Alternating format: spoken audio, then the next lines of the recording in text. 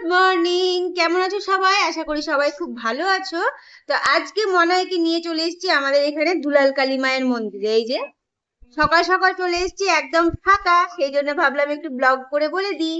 বলো মাম্মা, তাই না? তাই না? তাই না? এই যে আমি এসেছি দিদা, মা, মা বলছি, গোপী আর সোনুর সাথে। দেখিয়ে দিচ্ছি ওদেরকেও।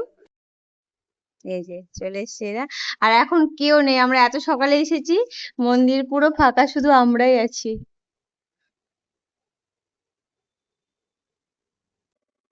আর এখানে এসে সোনু খেলা করছে। সরি, মনু, ভুলে গেছি, সময় মনু সোনা। এখানে সোনু, গোপি আয়। এই যে এইদিকে হলে লাইটটা ভালো করবে।